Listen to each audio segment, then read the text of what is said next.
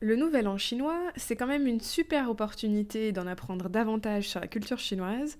Alors si vous souhaitez plonger dans l'univers des arts asiatiques, je vous recommande de vous rendre au Centre culturel de Chine à Paris. Il y a deux expositions à ne surtout pas manquer. La première s'intitule Reflet d'humeur. Elle met à l'honneur l'impression à l'eau sur planche de bois. C'est un savoureux mélange entre art contemporain et technique artisanale traditionnelle chinoise. Ces œuvres sont signées par trois artistes chinois de renom, mais dépêchez-vous parce que vous n'avez plus que jusqu'au 6 février pour en profiter. La deuxième exposition, quant à elle, célèbre le serpent, puisque vous le savez, cette année est placée sous le signe du serpent de bois. Après un concours qui a réuni plus de 4000 créations, les œuvres primées sont exposées pour le plus grand plaisir des visiteurs, une fois de plus, au Centre culturel de Chine à Paris. Vous avez jusqu'au 15 février pour en profiter, alors notez-le bien dans vos agendas. Bonjour, je m'appelle Emeline et je vous souhaite la bienvenue sur Cross Culturel.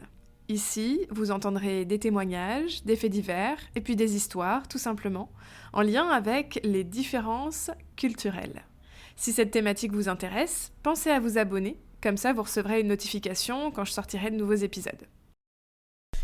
Cette semaine, c'est le Nouvel An chinois, comme vous le savez. Et à cette occasion, j'aimerais bien vous proposer une série d'épisodes un peu spéciaux, des épisodes intitulés Événements cross-culturels. Pendant 8 jours, je serai accompagnée de Li Gang, Quentin, du Centre culturel de Chine à Paris. Et ensemble, on va vous expliquer tout ce qu'il y a à savoir sur le Nouvel An chinois. Je vous propose donc d'embarquer pour ce quatrième épisode. Aujourd'hui, nous restons à Wuhan, vous allez voir pourquoi.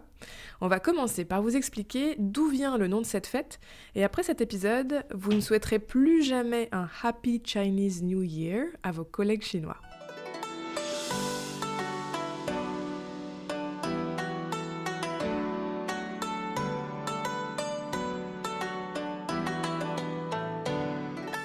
Quentin, je suis ravie de commencer ce deuxième rendez-vous avec toi pour qu'on parle aujourd'hui du Nouvel An chinois.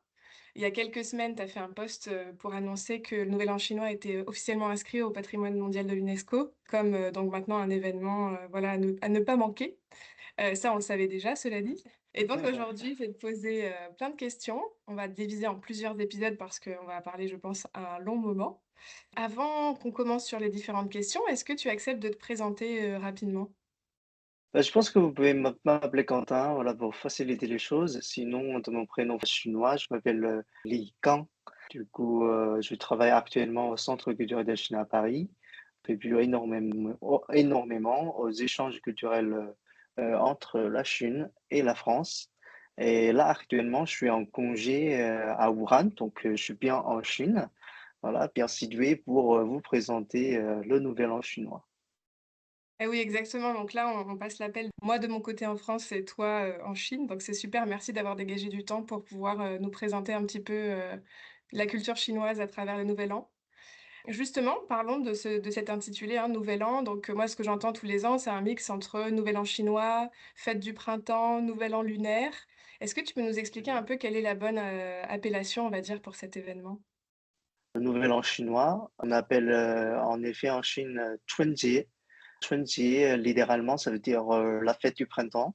En effet, ça remonte vraiment à des traditions très très anciennes liées au rythme de la vie agricole. Après, on parle aussi du Nouvel An lunaire, mais le terme Nouvel An lunaire ne semble pas très très cohérent parce que contrairement à ce que l'on pense, le calendrier traditionnel chinois n'est pas vraiment un calendrier lunaire, mais un calendrier lunisolaire. Ça veut dire que en effet, on prend en compte à la fois les cycles de la Lune, également les saisons solaires, ce qui permet vraiment d'aligner les événements lunaires avec les changements climatiques. C'est pour ça que le Nouvel An chinois, ça tombe toujours entre le 21 janvier et le 20 février. En effet, le Nouvel An chinois, je pense que c'est plutôt une appellation utilisée par les Occidentaux pour mettre en relief le fait que cette fête a son origine. En effet, c'est bien en chinoise, mais il faudrait également savoir que la plupart des Asiatiques fêtent aussi le Nouvel An.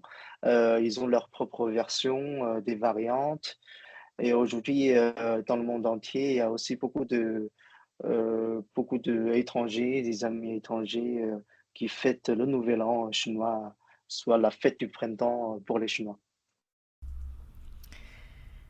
Il y a quelques années, j'étais en Asie du Sud-Est et lorsque j'ai parlé du nouvel an chinois, qui arrivait prochainement, on m'a tout de suite reprise en disant non, non, c'est pas le nouvel an chinois, c'est le nouvel an lunaire.